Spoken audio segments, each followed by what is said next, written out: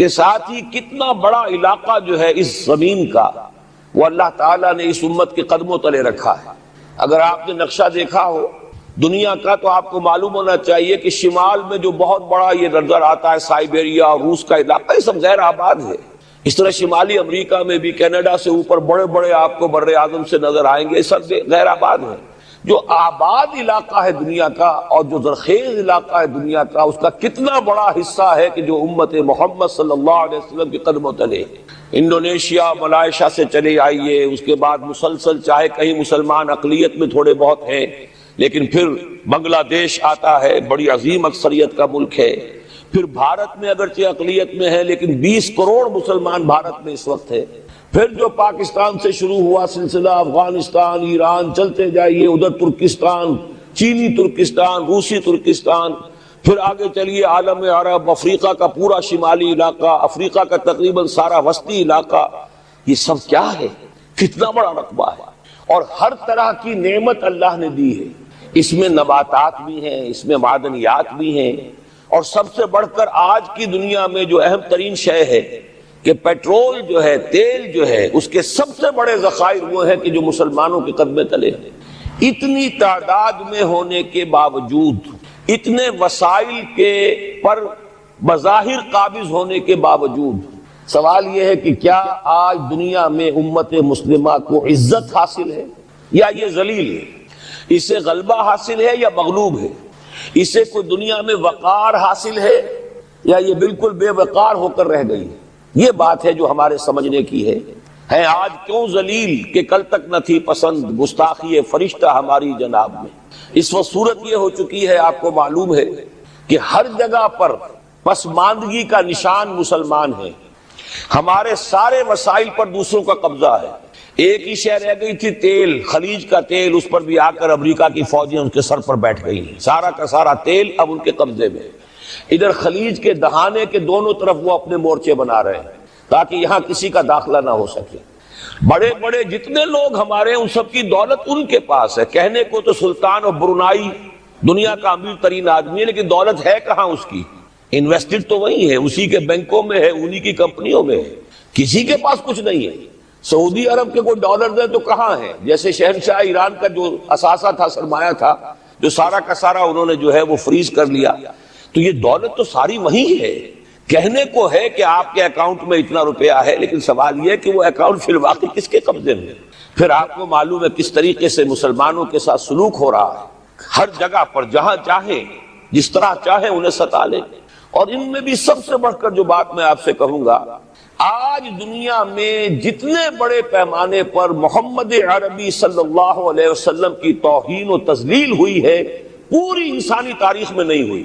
رشدی نے کتاب لکھی، بدترین حملے کیے۔ کیا رنگیلا رسول کتاب تھی جو لکھی تھی کسی ہندو نے، جس کو کہ ایک مسلمان نے پھر خنجر گھونپ کر اور ہلاک کر دیا تھا، وہ تو کچھ بھی نہیں تھی۔ اس کتاب کو رنگیلا رسول کو 100 سے ضرب دیجئے تو یہ کتاب بنتی ہے سیٹنک ورسز، اور وہ ملینز نہیں بلینز کی تعداد میں شائع ہوئی۔ اس کے خلاف احتجاج اگر کسی نے کیا ہے تو ان کے اوپر جوتے پڑے ہیں، ان پر ڈنڈے پڑے ہیں۔ پوری مغربی دنیا اس کے پیچھے آ گئی ہے، سپورٹ کیا ہے۔ لے دے کے ایک ملک نکلا ایران، اس نے کم سے کم یہ کہ اس کے قتل کا فتویٰ تو دیا، لیکن کیا کرے، قتل کرنے کی تو نوبت نہیں آئی۔ پورا عالم عیسائیت اس کی پشت بنا ہے، اس کی مدد کر رہا ہے۔ یہ اتنی بڑی توہین محمد رسول اللہ صلی اللہ علیہ وسلم کی اور آپ کی ازواج مطہرات کی، اور یہ بظاہر ایک ایسے شخص کے ہاتھوں جس کا نام مسلمانوں کا سا ہے، اس کا اتنا بڑے پیمانے پر ہونا، اور پھر یہ کہ مسلمان 120 کروڑ ہونے کے باوجود کچھ نہیں کر سکتے۔ میں وہ چیزیں نہیں گنوانا چاہتا کہ 15 لاکھ جو ہیں وہ ہمارے افغان بھائی جو ہیں انہوں نے جانیں دی، فائدہ کس کو پہنچا؟ تاحال امریکہ کو، کہ اس کی جو مد مقابل قوت تھی USSR وہ ختم ہو گئی۔ اسی طریقے سے جو کچھ کشمیر میں ہو رہا ہے، ہماری بے ہمیتی، بے غیرتی کا عالم یہ ہے۔ ہم کچھ اندر خانے تھوڑی بہت کو مدد کر کے سمجھتے ہیں کہ ہم نے فرض ادا کر دیا، جبکہ فرض تو یہ ہونا چاہیے تھا کہ ہم براہ راست اعلان کرتے اور انڈیا کو الٹیمیٹم دیتے کہ سٹاپ دس بزنس، یا یہ کہ پھر ہم سے جنگ ہے۔ جنگ کا نتیجہ تو پھر اللہ جس کو چاہے دے گا۔ اگر انسان اللہ تعالیٰ پر اعتماد رکھتا ہو، توکل رکھتا ہو، اپنے موقف کی حقانیت پر بھی اسے یقین ہو، تو کم من فیۃ قلیلۃ غلبت فیۃ کثیرۃ تاریخ میں ہمیشہ ہوتا آیا ہے کہ چھوٹی قوتیں جو ہیں ان کو غلبہ اللہ نے عطا کیا ہے بڑی قوتوں پر، لیکن بے غیرتی کا عالم یہ ہے، بے حمیتی کا عالم یہ ہے، زبانی کلامی ہم سے بڑا ہمدرد کوئی نہیں مسلمانان کشمیر کا، جس لیڈر کو دیکھو بڑھ چڑھ کر بیان دے گا، لیکن عملاً ہم کیا کر رہے ہیں؟ یہ ساری صورتحال جو میں نے آپ کو بتائی ہے، ویسے تو اب یہ کہ اگر اس میں ایک خاکہ سا میں نے آپ کے سامنے رکھا ہے، اس میں رنگ بھروں تو ظاہر ہے کہ یہ پورا گھنٹہ اسی میں لگ جائے گا، لیکن جو اس کا اصل لب لباب ہے وہ یہ ہے کہ ہم اپنی جگہ بڑے خوش ہیں کہ ہم امت مرحوم ہیں، ہم تو امت محمد ہیں صلی اللہ علیہ وسلم، ہم تو اللہ کے پیارے ہیں، ہم اللہ کے لاڈلے ہیں، ہمیں اللہ کی شفاعت، ہمیں اللہ کے رسول کی شفاعت بھی ملے گی، جنت تو گویا کہ ہمارا پیدائشی مقام ہے۔ یہ سارے جو بھی ہمارے ذہنوں کے اندر ہیں خیالات، اور یہ جو ہمارے من گھڑت عقائد ہیں، آپ سوچئے کہ جب ہم جو آبجیکٹیو کنڈیشنز ہیں، گیون کنڈیشنز ہیں، جو سامنے کے حالات ہیں، ان سے جب تقابل کرتے تو معاملہ بہت مختلف ہے۔ یہ کیوں ہے؟ اصل میں سوال جب تک آپ اپنے سامنے نہیں رکھیں گے اس کا جواب جو ہے اب اس پر غور کیجئے، کیوں ہے؟ کیا اللہ تعالیٰ کو محمد الرسول اللہ کی عزت و حرمت پیاری نہیں ہے؟ کیا محمد الرسول اللہ اللہ کے پیارے نہیں ہیں، حبیب رب العالمین نہیں ہے؟ کیا اللہ تعالیٰ کو کفار سے زیادہ محبت ہے؟ کیا وجہ ہے رحمتیں ہیں تیری اغیار کے کاشانوں پر اور برق گرتی ہے تو بیچارے مسلمانوں پر؟ سائنس میں وہ آگے ہیں، مالیات پر ان کا شکنجہ کسا ہوا ہے پوری دنیا پر، تہذیب ان کی ہے، تمدن ان کا ہے، ہم تو ان کے کیمپ فالوورز ہیں، نقش قدم پر چل رہے ہیں، ہم تو ان کی صرف یہ کہ نقالی کر رہے ہیں۔ تو سوچئے وجہ کیا ہے؟ کیا اللہ کو کفر زیادہ پسند ہے اسلام سے؟ کیا اللہ کو محمد الرسول اللہ صلی اللہ علیہ وسلم کی عزت و حرمت کا کوئی خیال نہیں؟ سوچنے کی بات ہے۔ ظاہر بات ہے کہ ان سوالات کا جواب تو ہاں میں آپ نہیں دے سکتے، یقیناً ایسا نہیں ہے۔ بہرحال وہ کافر ہیں، وہ اللہ کو نہیں مانتے، اللہ کے رسول کو نہیں مانتے، چلیے اللہ کو کسی نام سے مان لیا، گاڈ کہہ دیا، لیکن اللہ کے رسول کو تو نہیں مانتے۔ ایمان کا سارا دار و مدار تو رسالت پر ہے، اللہ کے اس کلام کو تو نہیں مانتے، اور اس کے باوجود ان کے لیے عزت ہے، رحمتیں ہیں تیری اغیار کے کاشانوں پر، برق گرتی ہے تو بیچارے مسلمانوں پر۔ یہ ایک لمحہ فکریہ ہے، یہ سوچنے کی بات ہے کہ ایسا کیوں ہے۔ اس کا جو جواب میں یا بنی اسرائیل اذکروا نعمتی التی انعمت علیکم واوفوا بعہدی اوف بعہدکم وایای فارہبون۔ بنی اسرائیل، چونکہ یہ لفظ پہلی مرتبہ قرآن مجید میں آ رہا ہے تو یہاں تھوڑی سی وضاحت کرنی ہوگی۔ ابن جو عربی میں بیٹے کے لیے آتا ہے ابن، اس میں جو شروع کا حمزہ ہے یہ در حقیقت اضافی ہے، اصل لفظ جو ہے بے نون پر مشتمل ہے، اسی لیے اس کی جمع سالم آتی ہے بنون۔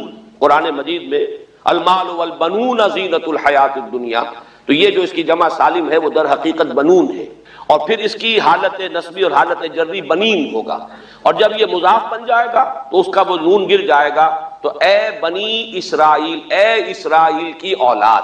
لفظی ترجمہ ہوگا اے اسرائیل کے بیٹوں، لیکن یہ کہ مراد اولاد ہے، اس میں برسبیل تغلیب اگرچہ خطاب مردوں سے ہو رہا ہے جیسے کہ قرآن مجید میں اکثر و بیشتر ہے، لیکن یہ کہ اس میں خواتین بھی شامل ہیں۔ تو یا بنی اسرائیل، اے اسرائیل کے بیٹوں، اسرائیل سے مراد کیا ہے؟ اس پر اتفاق ہے، اجماع ہے، حضرت یعقوب کا یہ لقب ہے۔ البتہ یہ لفظ بنا ہے اسر اور ایل دو سے مل کر۔ ایل کا لفظ جو ہے وہ عبرانی زبان میں الہ کے لیے ہے، الہ اور ایل ویسے بھی قریب قریب ہیں، اسی لیے تمام فرشتوں کے نام جبرائیل، میکائیل، اسرائیل، یہ تمام الفاظ کے ساتھ جو ایل آتا ہے یہ در حق اسماعیل بھی سما اور ایل، چونکہ حضرت ابراہیم علیہ السلام نے دعا کی تھی پروردگار بیٹا عطا فرما، اس اعتبار سے جب اللہ تعالیٰ نے بیٹا عطا فرمایا تو اسماعیل نام رکھا، یعنی اللہ نے سن لیا۔ جیسے ہمارے ہاں دیہات میں یہ خاص طور پر جانگلی علاقہ جو کہلاتا ہے، اللہ ڈوایا، اللہ سنیا، یعنی یہ اللہ نے جس کے بارے میں ہماری دعا سنی اور ہماری استدعا کو قبول فرمایا، تو یہ گویا کہ اسماعیل کے معنی یہ ہے۔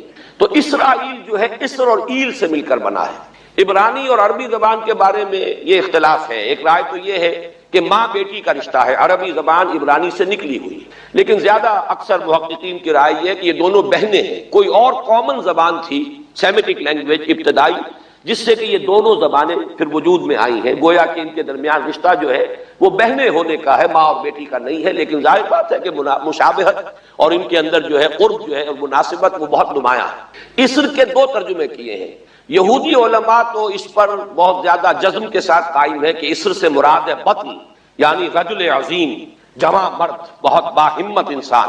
اس لیے کہ ان کے ہاں یہ عقیدہ ہے، اور بڑی تحریف جو ہوئی ہے تورات میں، اس میں ایسی ایسی باتیں بھی ہیں. حضرت یعقوب کی جو مدح کی گئی ہے اس میں اس حد تک مبالغہ ہے کہ حضرت یعقوب کی اللہ تعالیٰ کے ساتھ کشتی ہوئی اور اللہ کو پچھاڑ لیا حضرت یعقوب نے. تو معلوم یہ ہوا کہ یہ تو بڑے بہادر اور بہت جری انسان، اس اعتبار سے وہ بطل اور رجل کا ترجمہ کرتے ہیں، اسر کا. لیکن یہ کہ صحیح ترجمہ جو ہے وہ اسر کا ہے، بندہ، عبد. اس لیے کہ عربی کا لفظ جو بنا ہے اسیر، اسیری، کوئی کسی کا غلام ہے، اسیر، اسی سے لفظ اسرا بنا ہے. اسرا ہے کنبہ، کنبہ بھی آپس میں جڑا ہوا ہوتا ہے، ان کے بندھن ہوتے ہیں دوستی کے، محبت کے، اخوت کے. تو اسی طریقے سے یہ اسر کا لفظ آتا ہے کسی بندھن کے لیے. اسیر جو ہے پچھلے زمانے میں جبکہ جیلوں کا رواج نہیں تھا، تو اگر کسی شخص کے ذمے کسی کی کوئی رقم ہوتی تھی دینی تو اس شخص کو اس کے حوالے کر دیتے تھے، وہ اس کا ذاتی قیدی ہوتا تھا، ذاتی اسیر، اس کی تحویل میں رہتا تھا. جب تک کہ اس کے اعزاء اقارب آ کر وہ رقم ادا نہ کر دیں، وہ شخص اس کی تحویل میں رہتا تھا، وہ اس کا اسیر ہوتا تھا. اس اعتبار سے غلام کے معنی میں یہ لفظ جو ہے مستعمل ہے. تو اسرائیل کا ترجمہ ہوگا عبداللہ. اذان تو میں عرض کر رہا تھا کہ اسرائیل کا ترجمہ ہوا عبداللہ. گویا کہ اب تک ہم نے یا بنی اسرائیل کا ترجمہ کیا اے اللہ کے بندے کی اولاد. مراد ہے حضرت یعقوب علیہ السلام.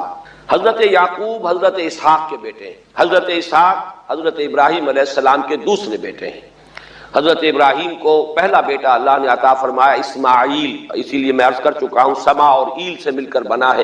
جو دعا کی تھی انہوں نے، اس دعا کا پہلا جواب جو ملا ہے اللہ تعالیٰ کی طرف سے، اس کی مقبولیت کا جو ظہور ہوا وہ حضرت اسماعیل کی شکل میں. پھر یہ کہ حضرت سارہ کو بھی اللہ تعالیٰ نے اولاد دی اور حضرت اسحاق پیدا ہوئے. اس وقت یہ جو بشارت دی گئی ہے قرآن مجید میں متعدد مقامات پر آگے چل کر آئے گا کہ حضرت سارہ کے ہاں بھی اولاد ہونے کی جو بشارت حضرت ابراہیم علیہ السلام کو فرشتے دینے آئے تھے، اسی میں یہ بھی تھا کہ نہ صرف یہ کہ تمہیں ایک بیٹا عطا ہوگا بلکہ اس کے بعد پوتا بھی عطا ہوگا. گویا کہ ایک بہت جلیل القدر پوتا. اس اعتبار سے ایک رائے یہ ہے کہ یعقوب عقب سے بنا ہے. گویا کہ بشارت میں پہلے ہی سے شامل تھا حضرت یعقوب علیہ السلام کا ذکر بھی کہ اسحاق کے بعد اسحاق کے ہاں ایک بہت جلیل القدر بیٹے کی ولادت ہوگی اور اس کا نام یعقوب ہوگا، یعنی اسحاق کے بعد آنے والا، بیٹے کے بعد جو پوتا آتا ہے. لیکن یہود کی رائے یہ ہے کہ حضرت یعقوب پیدا ہوئے ہیں اپنے بھائی عیسو کے ساتھ. یہ تمام بیٹے ہیں حضرت اسحاق علیہ السلام کے. دو بیٹے پیدا ہوئے بیک وقت، جڑواں بھائی. پہلے حضرت عیسو کی ولادت ہوئی ہے اور تورات کے الفاظ یہ ہیں کہ یعقوب اپنے بھائی عیسو کی ایڑیاں پکڑے ہوئے تولد ہوا. تو چونکہ حضرت عیسو کے بعد حضرت یعقوب کی ولادت ہوئی ہے تو گویا کہ اس وجہ سے ان کا نام حضرت اسحاق نے یعقوب رکھ دیا، عقب میں آنے والا، بعد میں آنے والا. بہرحال حضرت یعقوب علیہ السلام کے پھر 12 بیٹے ہیں جن کی تفصیل پوری موجود ہے. یہ تاریخ جو ہے بڑی ریکارڈڈ ہے، اس لیے کہ بنی اسرائیل کی یہ تاریخ جو ہے books of the old testament میں اس کی پوری تفصیل موجود ہے. 4 بیویاں تھی حضرت یعقوب علیہ السلام کی جن سے 12 بیٹے ہوئے. 3 بیویوں سے 10 بیٹے تھے اور سب سے چھوٹی بیوی سے 2 بیٹے تھے حضرت یوسف اور بنیامین. اور ان دونوں سے حضرت یعقوب علیہ السلام کو بڑی محبت تھی. حضرت یوسف سے چونکہ یہ تاریخ شروع ہوتی ہے اس اعتبار سے کہ انہیں ان کے بھائیوں نے کنویں میں ڈالا، پھر اللہ تعالیٰ نے وہاں سے ان کے نکلنے کا سامان کیا، پھر مصر پہنچایا، پھر مختلف مراحل سے گزار کر انہیں وہاں ایک بہت اونچی پوزیشن تک پہنچایا. تو حضرت یوسف علیہ السلام سے اس اعتبار سے ان کی تاریخ شروع ہوتی ہے. 1906 قبل مسیح میں حضرت یوسف علیہ السلام کی پیدائش ہے، جہاں تک صحیح اندازہ کیا جا سکا ہے. یوں سمجھیے کہ آج سے تقریباً 4000 سال قبل یہ حضرت یوسف کی پیدائش ہے. اور حضرت یوسف پڑ پوتے ہیں حضرت ابراہیم کے. ان میں اگر آپ 200-250 سال کا اور اضافہ کریں تو آج سے کوئی 4,2500 سال قبل کی شخصیت بنتے ہیں حضرت ابراہیم علیہ السلام. حضرت یوسف کے زمانے میں پھر جیسے کہ وہ تفصیل سورہ یوسف میں آئے گی، یہ پورا خاندان آ کر کنعان میں تھے لیکن وہاں سے آ کر مصر میں آباد ہو گئے. مصر میں ان کا بڑا اعزاز ہوا، اکرام ہوا.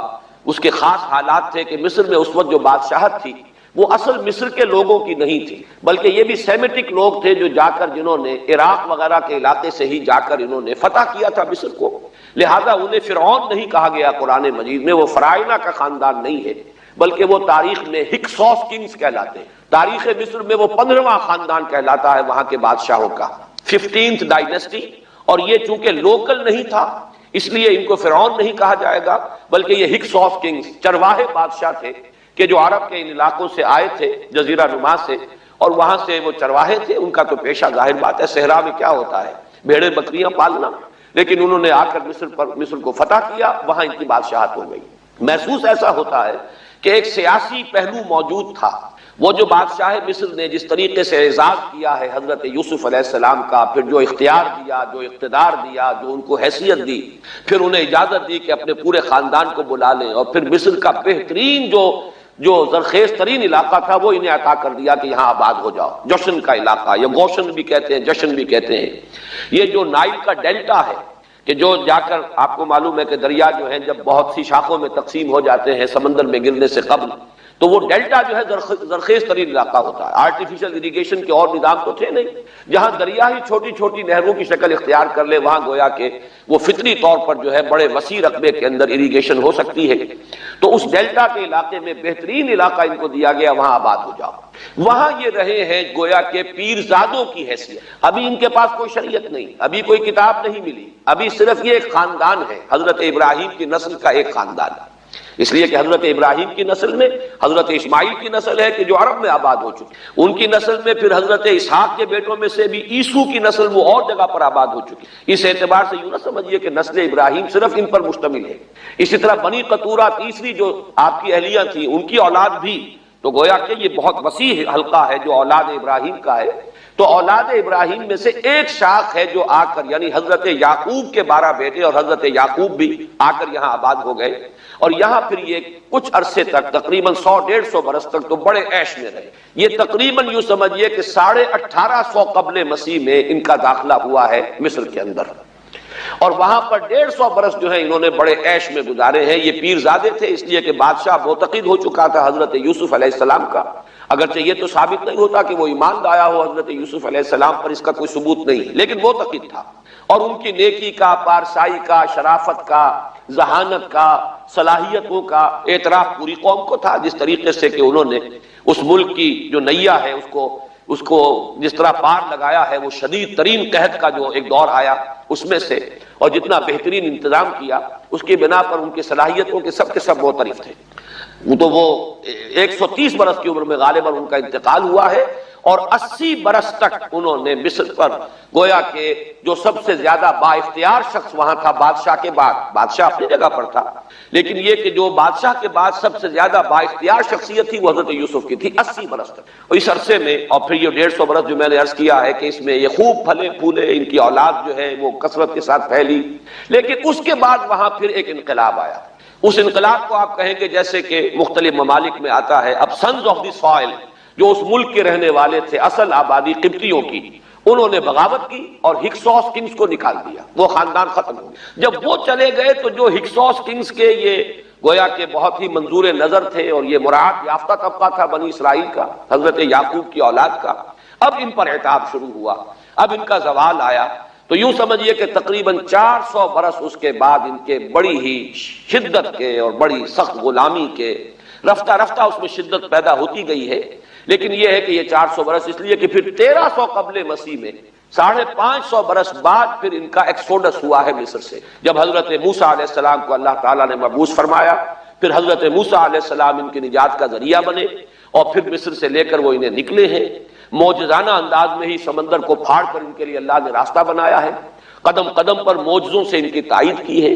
کھانے پینے کے لیے صحرائے تیہ میں کچھ نہیں تھا تو من و سلوہ دیا ہے، پانی پینے کے لیے نہیں تھا تو ایک ضرب سے چٹان میں سے 12 چشمے جو ہے اللہ تعالیٰ نے بہا دیے کہ 12 قبیلے ہیں آپس میں لڑے نہ، کہیں پانی پینے پلانے پہ جھگڑا اور کہیں گھوڑا آگے بڑھانے پہ جھگڑا، قبائلی زندگی میں یہ بڑا سینسٹیو ایشو ہوتا ہے، لہذا قد علم کل اناس مشربہم، ہر قبیلے کے لیے ایک گھاٹ معین ہو گیا، تمہارا چشمہ یہ ہے، تمہارا چشمہ یہ ہے، ایک ضرب سے 12 چشمے پھوٹ گئے۔ پھر انہیں وہاں کوہ طور کے قریب پڑاؤ ڈال کر ان کو وہاں چھوڑ کر حضرت موسیٰ علیہ السلام جو ہے اللہ تعالیٰ کی طلبی پر کوہ طور پر گئے ہیں، وہاں تورات عطا ہوئی۔ تو تورات کے عطا کیے جانے کے بعد اب سمجھیے کہ اب ان کی حیثیت ایک امت کی بن گئی، کتاب پر امت کی تشکیل ہوئی۔ یہ امت مسلمہ قرآن مجید کی بنیاد پر امت ہے۔ جب یہ کتاب دی گئی ہے، اس کی بنیاد پر ایک شریعت دی گئی ہے، کتاب دی گئی ہے، کتاب ہدایت ہے، تو اس نے امت کی شکل اختیار کی۔ یہی وجہ ہے کہ لفظ امت جو ہے قرآن مجید میں صرف مکی صورتوں کے اندر، مدنی صورتوں میں استعمال ہوا ہے۔ کنتم خیر امت اخرجت للناس سورہ آل عمران میں، کذالک جعلناکم امۃ وسطا لتکونوا شہداء علی الناس ویکون الرسول علیکم شہیدا، یہ سورہ بقرہ میں آگے چل کر آ جائے گا۔ تو اصل میں جیسے تشکیل امت جو ہوئی ہے وہ در حقیقت مدنی دور میں آ کر ہوئی ہے، جبکہ شریعت عطا کی جا رہی ہے۔ اسی طریقے سے یہ ایک خاندان تھا، حضرت ابراہیم کی نسل کی ایک شاخ، اس نے امت کی حیثیت اختیار کی ہے، جبکہ صحرائے تیہ میں جب ان کا قیام تھا اور اس صحرائے سینا میں، اور وہاں پر پھر حضرت موسیٰ علیہ السلام کو تورات دی گئی اور شریعت دی گئی، تب سے یہ امت ہے۔ اور یہ ہے 1300 قبل مسیح، 610 عیسوی میں۔ اب سمجھیے 1300 وہ جمع کیجئے، 610 یہ جمع کیجئے، 1910 برس بعد پھر حضور صلی اللہ علیہ وسلم پر قرآن مجید کی وحی کا آغاز ہوا، اور 622 میں حضور نے ہجرت فرمائی، اور اس کے بھی کوئی 2 سال یا 1 سال کے بعد جو ہے یہ آیات نازل ہو رہی ہیں جو ہم اس وقت پڑھ رہے ہیں۔ تو یہ سارا جو ہے تاریخی پس منظر ذہن میں رکھیے کہ یہ تقریباً 2000 برس کی تاریخ جو ہے ان کی بحیثیت امت۔ ویسے تو ان کی تاریخ اگر شروع کریں گے بنی اسرائیل تو حضرت یعقوب سے شروع ہونی چاہیے، اور وہ اس سے زیادہ ہو جائے گی طویل، لیکن در حقیقت امت کی حیثیت سے ان کی تاریخ 2000 برس کی شمار ہوگی کہ 1300 قبل مسیح میں جب ہجرت کی ہے حضرت موسیٰ علیہ السلام نے اپنی قوم کو لے کر مصر سے، اور جب صحرائے سینا میں آئے ہیں، سینائی پیننسولا میں، اور پھر کتاب ملی ہے، تورات عطا کی گئی، شریعت عطا کی گئی، تب سے اس کا امت کی حیثیت سے آغاز ہوا۔ ایک بات اور نوٹ کر لیجئے، ان کو امت مسلمہ کیوں نہیں کہا گیا؟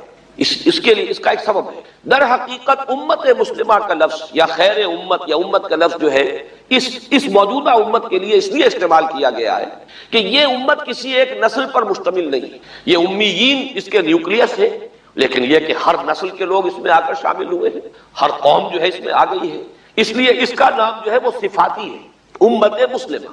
لیکن چونکہ یہ سابقہ امت مسلمہ ایک ہی نسل پر مشتمل ہے، حضور صلی اللہ علیہ وسلم سے پہلے کسی نبی اور کسی رسول کی بعثت اس کی قوم سے باہر نہیں ہوئی، کسی ایک خاص قوم کی طرف بعثت ہوئی ہے، کسی خاص علاقے کی طرف بعثت ہوئی ہے۔ بعثت عمومی الی کافۃ الناس، یہ صرف محمد الرسول اللہ صلی اللہ علیہ وسلم کی امتیازی شان ہے۔ وما ارسلناک الا کافۃ للناس بشیرا ونذیرا۔ اس اعتبار سے ان کا جو ہے اس میں علم گویا کہ بنی اسرائیل ہی ہے کہ جو برقرار رہا ہے، اے اسرائیل کی اولاد۔ اگرچہ میں اس موضوع پہ تقریریں کر چکا ہوں، لیکن آج پھر اس گفتگو کے حوالے سے بات چیزیں تازہ کرتا ہوں۔ اس وقت عالمی سطح پر یہودی جمع عیسائی بریکٹ میں کر لیجیے، اور امریکہ جمع یورپ یہ بریکٹ میں کر لیجیے، ان کا اندر معاملہ کیا ہے؟ اصل جو ہے اس میں پیچھے مائنڈ ہے، ماسٹر مائنڈ، سازشی ذہن وہ یہود کا ہے۔ باقی عیسائی آلہ کار بن گئے ہیں۔ جو 100% آلہ کار ہے یہود کا وہ پروٹیسٹنٹس ہیں۔ پروٹیسٹنٹزم یہود ہی نے پیدا کرایا تھا، یہود ہی نے یورپ کے اندر سود کا رواج شروع کروایا، ورنہ سود حرام تھا وہاں پر بھی، یوزری بھی اور کمرشل انٹرسٹ بھی دونوں حرام تھے، یہ یہودیوں نے کروایا۔ اور پھر پہلا بینک بنوایا ہے انگلستان کے اندر، بینک آف انگلینڈ، اور جو پوپ کے خلاف بغاوت کرائی تو پہلی بغاوت ہوئی انگلستان کے اندر، جو چرچ آف انگلینڈ علیحدہ ہو گیا پوپ سے، اور اسی کو یہودیوں نے قرار دیا یہ ہمارا ماڈرن اسرائیل ہے، یہ اسرائیل ہمیں دیا ہے گاڈ نے، یہ جو ہے برطانیہ۔ اس کے کچھ عرصے کے بعد یہی جو ہے ایکسوڈس ہوا ہے اور وہ امریکہ میں جا کے آباد ہوئے، لہذا امریکہ کو بھی جیوز نے کہا ہے دس از اندر اسرائیل، یہ ہے ہمارے اصل اسرائیل، ماڈرن اسرائیل یہ ہے۔ اس لیے کہ جو انہیں وہاں پر اقتدار حاصل ہوا ہے، جو قوت حاصل ہوئی ہے، جس قدر دولت انہوں نے وہاں جمع کی ہے، وہاں کے جس طریقے سے جکڑ لیا ہے حکومتوں کو، فرنگ کی رگے جہاں پنجائے یہود میں ہے۔ ٹھیک 100 سال پہلے علامہ اقبال یہ مشاہدہ کر کے آ گئے تھے یورپ میں، اور کون دیکھنے والا تھا کہ وہاں کیا ہو رہا ہے، بیہائنڈ دی سین کیا ہے، سامنے کیا ہے، پردے کے پیچھے کیا ہے۔ فرنگ کی رگے جہاں پنجائے یہود میں، اس وقت فرنگ کا امام تھا برطانیہ، یہ وہ سلطنت تھی جس پر سورج کبھی غروب نہیں ہوتا تھا۔ آج وہ فرنگ کا امام امریکہ، یہ برطانیہ تو اب وہ جو ایک نظم ہے کہ بچپن میں پڑھی تھی، London bridge is going down going down going down, اس کی مثال ہے۔ برطانیہ کی کوئی حیثیت ہی نہیں، ورلڈ پاور کی حیثیت نہیں ہے، وہ تو چھوٹا بھائی اس نے بنا رکھا امریکہ نے اپنا، تو اس حیثیت سے جو ہے اس کی کوئی حیثیت ہے، ورنہ کوئی اور حیثیت نہیں۔ بہرحال ان دونوں میں یہ ہے کہ پیچھے ماسٹر مائنڈ، سازشی ذہن، پلاننگ، اسکیم ساری یہودی، اعلی کار امریکہ سب سے بڑھ کر، اس کے بعد برطانیہ، اور اس میں اصل پروٹیسٹنٹس، ان میں بیپٹسٹ، ان میں اس سے بھی آگے بڑھ کر ایونجلسٹ، جن کو کہتے ہیں بورن اگین کرسچنس، جن کو کہتے ہیں نیو کنزرویٹو کرسچنس، یہ تمام اصطلاحات آپ اخبارات میں پڑھتے ہوں گے، ان کو گروپ کرنا، یہ اصل اعلی کار۔ ان کو ایک نیا نام دیا گیا ہے کرسچین زائنسٹ۔ ایک یہودی زائنسٹ ہیں، سارے یہودی زائنسٹ نہیں ہیں، بہت سے یہودی ہیں جو یہ زائنسٹ کے مخالف ہیں۔ چنانچہ میری ہیوسٹن میں ملاقات ہوئی تھی ڈاکٹر وشوگراڈ، بہت بڑا پروفیسر ایمیریٹس یہودی، لیکن یہ کہ اس نے کہا، بڑے اجتماع میں کہا، ہمارا اجلاس تھا وہاں پر، ہم نے یہ جو ہے بلایا تھا ایک یہودی، ایک عیسائی اور ایک مسلمان، تینوں جو ہیں وہ تقریریں کریں۔ نے کہا تھا کہ وی آر ناٹ سپورٹنگ اسرائیل۔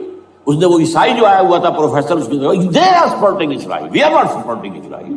اسی طرح میری جو ہوئی تھی round table conference, round table, اس میں ایک یہودی پروفیسر تھے، وہ ہسٹری کے پروفیسر، میں نام بھول رہا ہوں ان کا، انہوں نے کہا آئی ایم اینٹی زائنسٹ، میں زائنسٹ کے خلاف ہوں۔ تو زائنسٹ جو ہے اصل میں ایک سیکولر یہودیوں کی تحریک ہے، اور اس کے سب سے بڑے سپورٹرز کرسچین زائنسٹ وہ امریکہ میں بیٹھے ہوئے۔ تو یہ ہے صورتحال۔ یہ جان لیجئے کیتھولکس جو ہیں یہ اتنے پرو یہودی نہیں ہیں، اب رفتہ رفتہ وہ بھی اس کے اندر آ کر شامل ہو گئے۔ یورپ جو ہے زیادہ Catholics, Roman Catholics, Roman Catholics کا یہ بھی آپ نے جملہ پڑھ سنا ہوگا کہ یہ جو ترکی جو ہے ہمارا ملک، یہ جو کوشش کرتا رہتا ہے گھسنے کی یورپین یونین کے اندر، تو ایک دفعہ جان شراک نے کہا تھا، بڑا پیارا جملہ تھا، Why doesn't Turkey understand that we are a Christian club؟ یہ ہماری جو یونین ہے یورپین، یہ تو کرسچین کلب ہے، وہ مسلمان ہے، وہ کس وجہ سے آنا چاہتا ہے بندہ، کیوں تو خود داخل ہونا چاہتا ہے؟ Why doesn't Turkey understand that we are a Christian club؟ لیکن یہ ہے رومن کیتھولکس، اور ان کا میں بعد میں آپ کو بتاؤں گا۔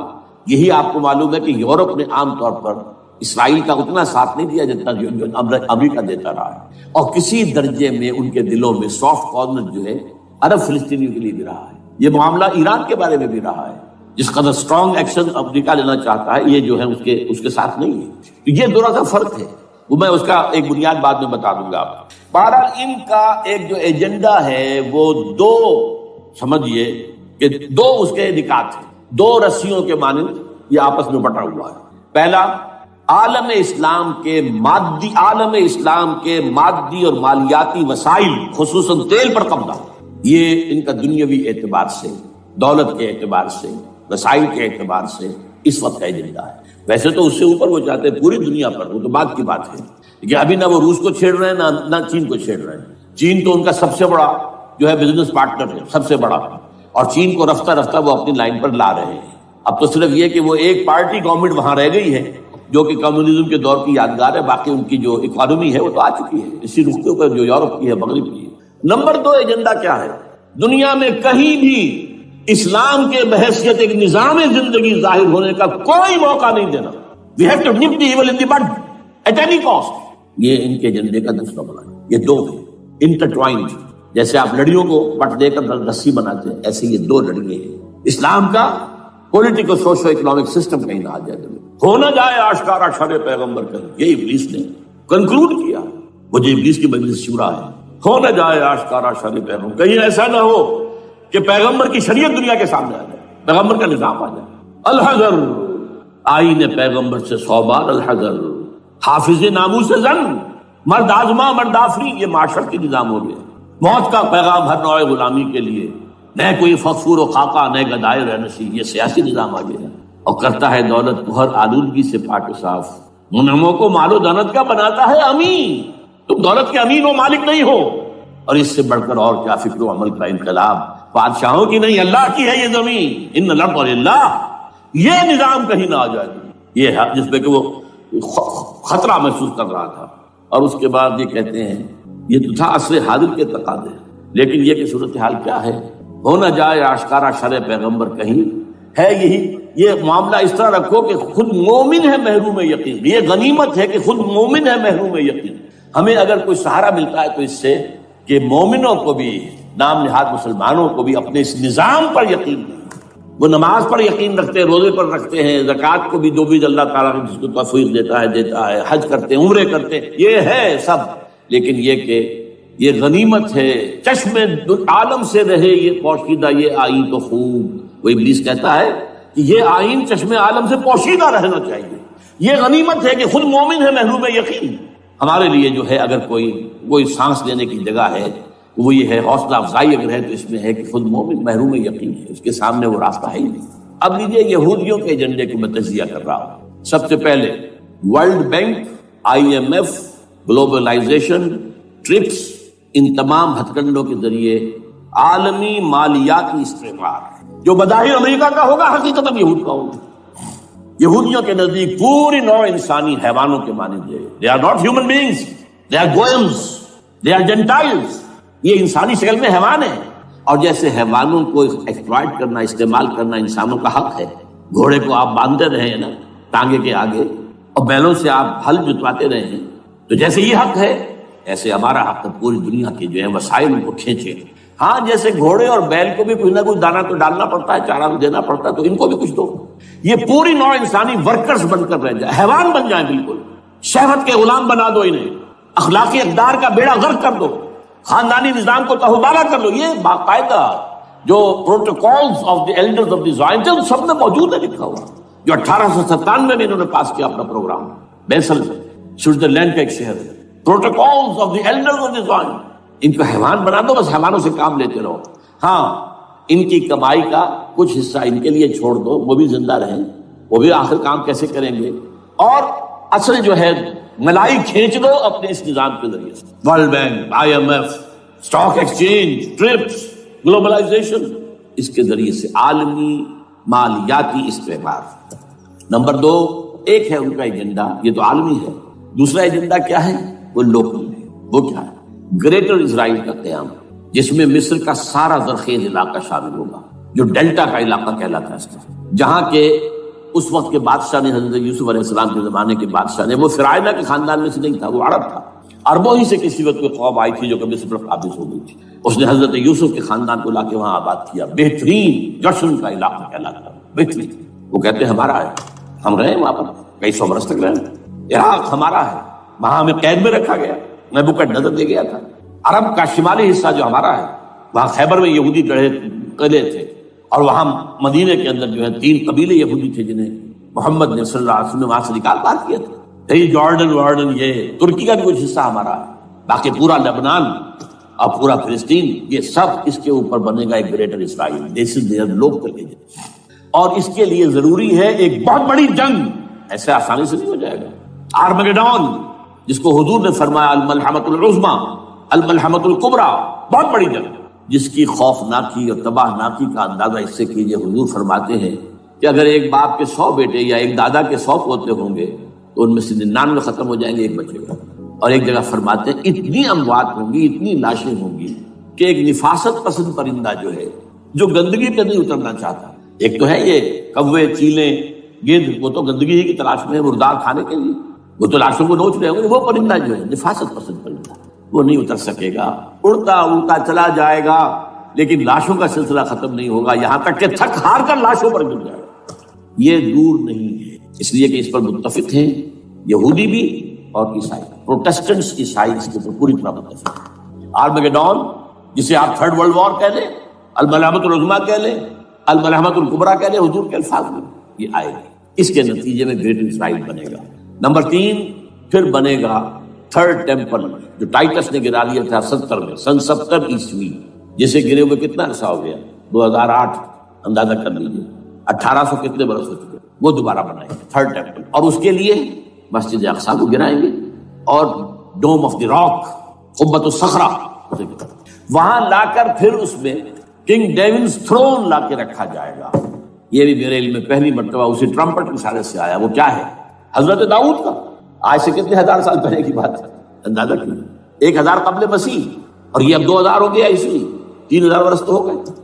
وہ کیا تھا؟ ایک پتھر تھا جس پر بٹھا کر حضرت داؤد کی تاج پوشی کی گئی. پھر اسی پر حضرت سلیمان کی تاج پوشی، تو اسی پر ان کے بادشاہ آتے رہے، تاج پوشی ہوتی گئی. ٹائٹس نے جب گرایا ہے سن 70 عیسوی میں، یروشلم کو برباد کیا، 1,33,000 یہودی ایک دن میں قتل کیے، ایک دن میں، باقی نکال دیا، بھاگ جائے یہاں سے۔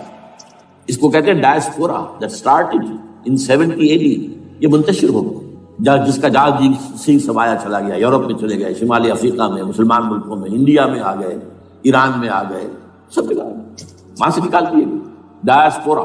بہرحال وہاں سے وہ ٹائٹس وہ پتھر لے گیا، وہ روم میں لے گیا، روم سے کسی طرح وہ آئرلینڈ پہنچ گیا۔ آئرلینڈ پیور کیتھولک ملک ہے، آپ کو معلوم ہے، اور وہاں پر پروٹیسٹنٹس کی اور کیتھولکس کی جنگیں ہوتی رہتی ہیں۔ کبھی بھی شیعہ سنی مسلمانوں کی اس طور سے خانہ جنگی نہیں ہوئی ہے جیسے کہ وہاں ان دو عیسائیوں میں کیتھولکس اور پروٹیسٹنٹس میں ہوتی ہے۔ وہ رومن کیتھولک ملک کے بیچ، وہاں سے وہ انگلینڈ میں آیا۔ انگلینڈ میں جب آ گیا، بلکہ وہاں سے اسکاٹ لینڈ سے انگلینڈ میں پھر اس کو ایک کرسی کے اندر اس کی سیٹ کی حیثیت سے بنا کر ایک تھرون کی شکل دے دی گئی، اور وہ جو ویسٹ منسٹر ایبے ہے، برطانیہ کے پارلیمنٹ کے ساتھ جو چرچ ہے ویسٹ منسٹر ایبے، وہاں اس کو لا کے رکھ دیا گیا۔ اس وقت سے برطانیہ کے بادشاہوں اور ملکاؤں کی تاج پوشی وہاں ہوئی۔ تو ایک یہ ہے کہ پھر اس کو لا کر وہاں رکھیں گے۔ اب یہاں سے اختلاف ہے، یہ نوٹ کریں، یہاں تک عیسائیوں کا یہودیوں کا ایجنڈا ایک ہے، یہاں اختلاف ہے۔ یہودیوں کے نزدیک ان کا مسیح آئے گا اور وہ وہاں بیٹھ کر پوری دنیا پر راج کرے گا۔ وہ مسیح جس کی خبر دی گئی تھی شروع کی کتابوں میں، جو تورات کی اب ابتدائی کتابیں ہیں، وہ تو حضرت مسیح کی شکل میں آ گئے۔ دی پروفیسی واز فلفلڈ۔ یہودیوں نے نہیں مانا، انہیں تو قرار دیا جادوگر ہے، کافر ہے، مرتد ہے، ولد الزنا ہے، اور اپنے بس پر سولی پر چڑھا دیا۔ وہ دوسری بات ہے، اللہ نے کیا کیا، وہ ایک علیحدہ مسئلہ ہے۔ چنانچہ یہ کہ دی سچویشن از ویکنٹ، وہ مسیحا کی جگہ ابھی باقی ہے ان کی، and they are waiting for ہم۔ تو وہ آئے گا اور وہ یہاں اس تخت داؤد پر بیٹھ کر پوری دنیا پر ہوگا۔ عیسائیوں کا کہنا کیا ہے کہ در حقیقت حضرت مسیح نازل ہوں گے، سیکنڈ کمنگ آف جیسس، جس کو ہم بھی مانتے ہیں۔ اگرچہ ہوگا کیسے، حالات و واقعات کا کیا ہمارے نزدیک رنگ ہے وہ کچھ مختلف ہے، وہ میں اس کو بیان نہیں کر سکتا۔ حضرت مسیح علیہ السلام پھر اس تخت پر بیٹھیں گے ان کے عیسائیوں کے مطابق۔ چنانچہ پوپ جو مر گیا ہے، پال سیکنڈ، اس کو یہ ٹرمپٹ والے کہتے ہیں شیطان، اور ان کا کہنا یہ ہے کہ اس شیطان نے the old ancient holy Roman empire کو ریوائیو کیا ہے یونائٹڈ یورپ بنا کر، اور ان کا مقصد کیا ہے کہ یہ فلسطین میں ایک رومن کیتھولک حکومت قائم کرنا چاہتے ہیں۔ یہودی اپنی حکومت چاہتے ہیں جو ہے، اور وہ اپنی حکومت چاہتے ہیں، یہ ان کا کہنا ہے۔ یہ میں نہیں جانتا کہ اس میں کس حد تک ایک دوسرے پر الزام درست ہے، لیکن جیسے کہ آپ کو معلوم ہے کہ انڈونیشیا کے اندر بھی ہوا تھا، ایک جزیرے کو تقسیم کر دیا، ایک حصہ جو ہے اس کا وہ رومن کیتھولک ریاست بن گیا۔ شاید نائجیریا میں بھی اس طرح کا معاملہ ہوا کہ چھوٹے علاقے کے اندر وغیرہ وغیرہ۔ تو یہ ہے، لیکن بہرحال یہ ان کا۔ عیسائیوں کا معاملہ کیا ہے؟ میں نے جیسا کہ بتایا کہ یہ تو اس ایجنڈے کے اندر متفق ہے، اور عیسائی بھی ورلڈ ڈومینیشن، مالیاتی جو ہے استعمار، اس کے لیے کوشاں ہے، لیکن ان کے نزدیک حضرت عیسیٰ ابن مریم آئیں گے علیہ الصلوۃ والسلام، اور وہ حکومت کریں گے۔ اس پورے ڈرامے کا اسکرپٹ پورا یہودیوں کا لکھا ہوا، اور انہی کی سازش اس پورے ڈرامے کے پیچھے ہے۔ البتہ بظاہر اس ڈرامے کا بڑا کیریکٹر جس سے آپ ہیرو کہیں وہ امریکہ ہے، اور اس کے تابع یورپ بھی ہے۔ یہ ہے عالمی سطح پر معاملہ اس وقت۔ ویسے میری 2 کتابیں جو ہیں اس پر کتابچے ہیں، 4 سال پہلے میں نے اسی مقام پر 2 تقریریں کی تھی، ایک موجودہ عالمی حالات اور اسلام کا مستقبل، وہ دوسرا حصہ جو میں اس وقت نہیں چھیڑ رہا، ہوگا کیا اصل میں، جس میں یہ ہے کہ کہیں اسلامی ریاست قائم ہو، خلافت کا نظام قائم ہوگا کہاں ہوگا یہ میں بات نہیں کر رہا۔ حضرت مہدی کا ظہور ہوگا، وہ آئیں گے عرب کے اندر۔ پھر یہ ہے کہ وہ جو گریٹر اسرائیل کے خلاف جہاد ہوگا، اور اللہ کرے گا کہ رفتہ رفتہ یہ ممالک جو ان سے لے لیے جائیں گے، یہاں تک کہ بالآخر ایک یہودی اعلان کر دے گا میں ہوں مسیح، جس کو کہ عیسائی بھی کہتے ہیں اینٹی کرائسٹ، اور یہ کہتے ہیں یہ بیپٹسٹ بھی کہ اینٹی کرائسٹ جو ہے وہ یہودی ہوگا، جبکہ کچھ عرصے پہلے بہت بڑا پروپیگنڈا ہوا تھا کہ اینٹی کرائسٹ جو ہے، دجال جو ہے وہ تو مسلمان ہوگا، نہیں، لیکن وہ کہتے ہیں کہ ہوگا یہودی ہوگا، اور پھر اس یہودی کو قتل کریں گے حضرت مسیح، دی ریئل مسیح، اصل مسیح جو اٹھا لیے گئے درمیان میں، وہ آئیں گے، اور ان کے ہاتھوں دجال بھی قتل ہوگا، اور پھر مسلمانوں کے ہاتھوں ایک ایک یہودی ختم ہوگا، پھر ایک عالمی اسلامی ریاست قائم ہوگی حضرت مسیح کے ہاتھوں، اور وہاں پر حضرت مسیح ایک حدیث میں آتا ہے 40 برس تک پوری دنیا پر حکومت کرے گی۔ بہرحال یہ دوسرا پکچر ہے جو ہمارے سامنے، میں اس وقت کی تفصیل میں نہیں جا رہا، جو ان کے سامنے پکچر ہے وہ میں نے آپ کو بیان کر دیا۔ اب اس میں تجزیہ کیجئے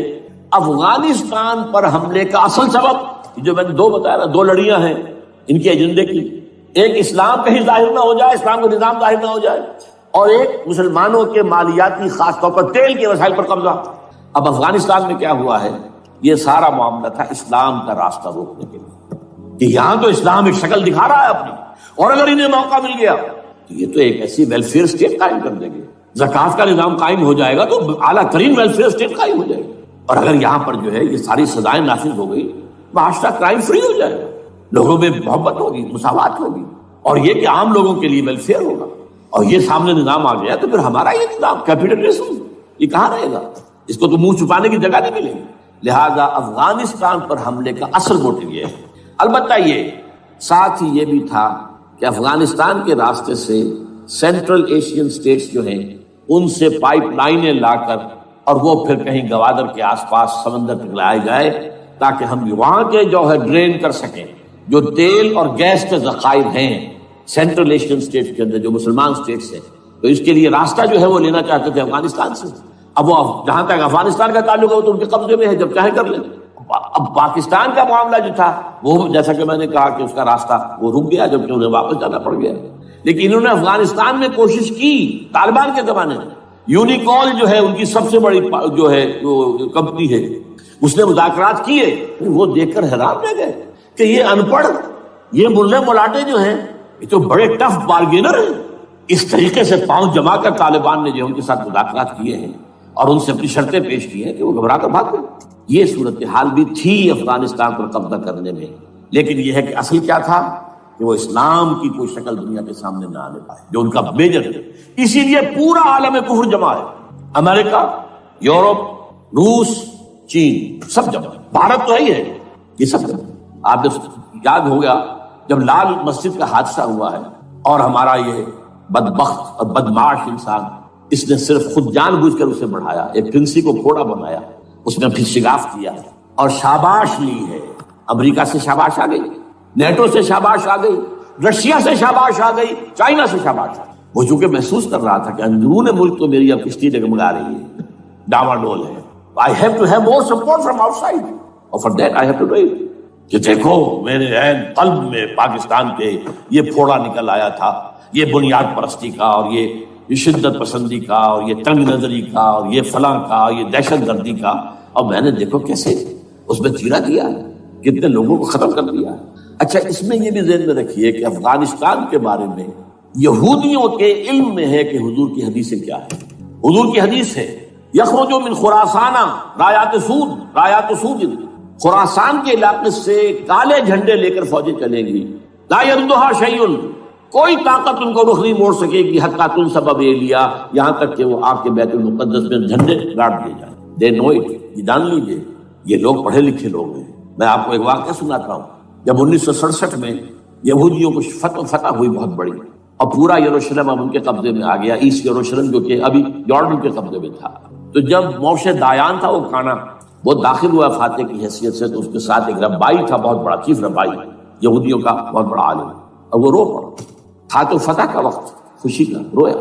سو this is the beginning of the end, یہ الفاظ آئے اخبارات میں، گویا کہ اب یہ آخری ڈرامہ جو ہے شروع ہو گیا ہے۔ وہ آخری ڈرامہ انہیں معلوم ہے ان کی تباہی پر ختم ہونا ہے۔ اس میں حضرت مسیح کے نزول کے بعد یہ ٹرمپٹ والا بھی لکھتا ہے کہ 80% یہودی قتل ہو جائے گا، اور میں سمجھتا ہوں کہ 20% اگر صحیح ہے اس کی بات، تو وہ ہوں گے جو اب حضرت مسیح پر ایمان لے آئیں گے، باقی 80% اپنے اس کفر پر اڑے رہیں گے اور قتل ہوں گے۔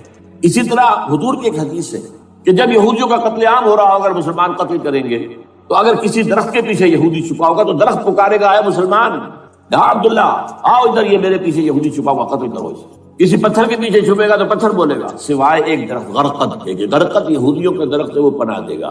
اور آج اسرائیل میں سب سے بڑی پلانٹیشن غرقد کی ہے، ڈینوئٹ۔ اسی لیے افغانستان، خراسان، یہ افغانستان کا ہارٹ ہے افغانستان۔ اور یہ بھی جان لیجئے ہمارا جو مالاکنڈ سے اوپر کا علاقہ ہے یہ بھی خراسان کا حصہ، اولڈ خراسان، جیسے گریٹر خراسان کہا جاتا ہے ہسٹری میں۔ ایک میں نے ایرانی سے پوچھا تھا اس کے بارے میں، تو اس نے کہا خراسان ہمارا ایک صوبہ ہے۔ میں نے کہا وہ تو مجھے معلوم ہے، جس کا دارالخلافہ مشہد ہے اور یہ ان کا مقدس شہر ہے، وہ تو اسے مکے کی طرح سمجھتے ہیں۔ بہرحال میں نے کہا میں پوچھ رہا ہوں پرانا خراسان بزرگ، تو خراسان بزرگ کا انہوں نے بتایا پورا افغانستان اس میں شامل ہے۔ اور پھر یہ اسٹیٹس جو ہیں سینٹرل ایشین اسٹیٹس، اور ایران کا ایک حصہ اور پاکستان کا ایک حصہ، یہ جو مالاکنڈ کہلاتا ہے، اور یہ بڑی معنی خیز بات ہے کہ وہی مالا کنڈ سے تحریک چلی ہے جو اصل تحریک ہے طالبان پاکستان، وہ سوات سے چلی۔ بہرحال اس وجہ سے، اس پہلو سے یہ جو ہے افغانستان پر حملے کا سب سے بڑا سبب وہ تھا۔ دوسرا جو تھا وہ یہ کہ ان کو جو پائپ لائن لے کے آنی تھی اس کے لیے، لیکن وہ ظاہر بات ہے کہ اس میں جو ہے جو طالبان نے وہ ان کی چکمے میں نہیں آئے۔ اس پر ایک کتاب ہے کہ جو انگریزی میں ہے عابد اللہ جان کی، Afghanistan the genesis of the last crusade, Afghanistan سے آخری صلیبی جنگ کا سلسلہ شروع ہو رہا ہے۔ بہت جو ہے چشم کشا ہے، معلومات افزا ہے، انگریزی میں ہے۔ اچھا، عراق میں معاملہ برعکس تھا۔ عراق میں تیل کا معاملہ بھی تھا تو صرف امریکہ کا تھا۔ جو یورپ ہے وہ زیادہ تر کیسپین کے ایریا کے تیل کی طرف نگاہیں رکھتا ہے۔ یہ جو ہے یہ اصل میں سارا جو ہے یہ امریکہ کا معاملہ ہے۔ اور دوسری طرف یہ کہ یہاں کو مذہبی سلسلہ نہیں تھا، حالانکہ تھا، وہ یہودیوں کا تھا۔ وہ کیا تھا؟ Extension, first step towards the establishment of Greater Israel. یہ بات اچھی طرح سمجھ۔ یہاں پہ تیل کا معاملہ بھی میں نے کہا تھا نہیں، دو لڑیاں ہیں جو چل رہی ہیں۔ تیل کا معاملہ یہاں خاص طور پر عراق کے اندر زیادہ ہے، افغانستان میں بہت کم۔ لیکن یہ کہ یہاں پر بھی جو اصل ہے بیہائنڈ دی سین، جو اصل چیز کیا ہے کہ گریٹر اسرائیل کے قیام کی طرف پہلا قدم ہے۔ میں یاد دلاتا ہوں آپ کو کہ فرسٹ گلف وار ہوئی تھی جس میں عراق کا برکس نکال دیا گیا تھا۔ اس کے اختتام پر کہا تھا شوارز کرافٹ، جو ان کا کمانڈر ان چیف تھا الائڈ فورسز کا، اس نے صاف کہا تھا، مجھے آج تک ایک لفظ یاد ہے، we fought this war for the protection of Israel. اور اب جو ابھی ہوا معاملہ، جب صدام گرا ہے، اس کا مجسمہ بھی گرا ہے، تو اس کے بعد وہ شخص، وہ بدبخت، وہ خبیث جو ابھی پڑا ہوا کومے میں، شیرون نے کہا تھا ان قریب عراق پر ہماری حکومت ہوگی۔ اور اس سے پہلے تو ہم صرف عراق میں سے یوفریٹس تک کا علاقہ مانگتے تھے، دریائے فرات تک کا۔ اب ہمارا مطالبہ یہ ہے کہ ہم تو در حقیقت دجلہ تک جائیں گے، دجلہ، تاکہ پورا کا پورا جو فرٹائل دو آبا ہے دجلہ اور فرات کے درمیان کا بہترین علاقہ، وہ سارا ہمارے پاس۔ اس سے آپ اندازہ کر لیجیے کہ یہ دونوں چیزیں جو ہیں دونوں جگہ موجود ہیں۔ وہاں مذہبی زیادہ ہے افغانستان کا، لہذا یہاں بہت بڑی جو ہے کولیشن بن گئی۔ عراق میں تو وہ کولیشن نہیں بن سکتی، یورپ بھی ساتھ نہیں آیا، یورپ بھی ساتھ نہیں آیا، امریکہ had to go it alone, اسے کرنا پڑا۔ زیادہ سے زیادہ کوئی ٹوکن، آسٹریلیا کا کوئی ٹوکن معاملہ، جو ہے برطانیہ کا کچھ شاید ٹوکن ٹائپ جو ہے، وہی یہ کامن ویلتھ پرانی جو ہے چلی آ رہی ہے، اس میں شاید کینیڈا کا، باقی تو کوئی۔ یہ جو آل ورلڈ کولیشن بنی تھی وہ افغانستان کے خلاف کیوں ہے؟ یہاں سے اسلام کی ریسرجنس کا اندیشہ ہے۔ یخرج من خراسان رایات سود لا يردها شیء حتی تنصب ایلیا۔ حضور کے زمانے میں ایلیا جو ہے وہ کن کے قبضے میں تھا؟ عیسائی میں۔ اس کے بعد ہمارے قبضے میں آیا، لیکن پھر کروسیڈرز نے ہم سے لے لیا تھا، اور 88 برس وہ عیسائیوں کے پاس رہا، 1099 عیسوی سے لے کر 1187 تک۔ اب پھر یہود کا قبضہ ہے، پہلے عیسائیوں کا تھا، اب یہود کا۔ اب ان سے لینا واپس، پہلی مرتبہ بھی عرب نہیں لے سکے تھے، کھونے والے عرب تھے، واپس لینے والا کرد تھا، صلاح الدین ایوبی رحمۃ اللہ۔ اب بھی کھونے والے عرب ہیں، مصر اور شام اور اردن، تینوں کا مقابلہ کیا اس نے، اسرائیل نے، اور قبضہ کیا پورے ویسٹ بینک پر، گولان ہائٹس پر، سینائی پیننسولا پر، اور یہ کھو دیا ہم نے اپنے ہاتھ سے۔ اور اب بھی عربوں میں تو کوئی دم نہیں ہے، کوئی جان نہیں ہے، ان کو عیاشیوں نے، دولت مندی نے بالکل تباہ و برباد اور کھوکھلا کر کے رکھ دیا۔ بہرحال یہ جو چیزیں میں نے آپ کو بتائی ہیں، یہ تو وہ پلانز ہیں جو سب شیاطین جن و انس کے پروگرام ہیں۔ وہ جیسے کہ کبھی کہا تھا خمینی صاحب نے، شیطان بزرگ، دی گریٹسٹ سیٹن، امریکہ۔ اصل میں امریکہ، اور اس کے پیچھے حقیقت میں یہود، سامنے امریکہ، پیچھے یہود۔ بالفعل کیا ہوگا یہ تو پھر اللہ ہی جانتا ہے کیا ہوگا۔ وَمَكَرُوا وَمَكَرَ اللَّهُ، کافر اپنی چالیں چلتے ہیں، اللہ اپنی چال چلتے ہیں۔ اور سَنَسْتَدْرِجُهُم مِّنْ حَيْثُ لَا يَعْلَمُونَ وَأُمْلِي لَهُمْ إِنَّ كَيْدِي مَتِينٌ۔ اے نبی آپ گھبرائیں نہیں، ہم ان کافروں کو رفتہ رفتہ وہاں سے لے آئیں گے جہاں سے آپ کو بھی، جہاں سے انہیں احساس تک نہیں ہوگا کہ یہ تو گرفت میں آ رہے ہیں، ٹریپ ہو رہے ہیں، اور ابھی ذرا میں انہیں ڈھیل دے رہا ہوں۔ میں املی لہم ان قیدی متین، میری چال بہت مضبوط۔ وہ اللہ کیا کرے گا وہ میں نے آپ کو بتایا، جھلک دکھا دی ہے۔ انشاءاللہ اسی علاقے میں پاکستان اور افغانستان، اور اس کا ہارٹ ہوگا یہ پشتونستان، سرحد اور مشرقی افغانستان مل کر پشتونستان، پشتون اسی مشرقی اس میں ہے، پاکستان کا مغربی صوبہ ہے، شمال مغربی سرحدی صوبہ۔ یہ ہارٹ اور پھر پاکستان اور افغانستان، انشاءاللہ یہی ہوگا۔ اور پھر یہ کہ یہاں سے فوجیں جائیں گی جو حضرت مہدی کی حکومت جمائیں گی عرب کے اندر۔ عربوں میں جان نہیں ہے کہ وہ مہدی کی حکومت کو جما سکے۔ یخرج ناس من المشرق یؤتون للمہدی یعنی سلطانی، مشرق کی طرف کے کسی ملک سے فوجیں آئیں گی جو مہدی کی حکومت قائم کرے۔ عربوں میں دم نہیں۔ بہرحال ہوگا کیا، وہ میں نے کہا کہ یہ تو اللہ کے ہاتھ میں ہے۔ اب یہ کہ کرنا کیا چاہیے، یہ ہے میری تقریر کا آخری حصہ۔ دیکھیے ذوالفقار مرزا نے جو کچھ کہا اور سید قائم علی شاہ، میں خوشائند سمجھتا ہوں کہ طالبانائزیشن اور ہے، اسلامائزیشن اور ہے۔ ٹھیک ہے، چلیے آواز مکے اور مدینے، طالبانائزیشن کے اندر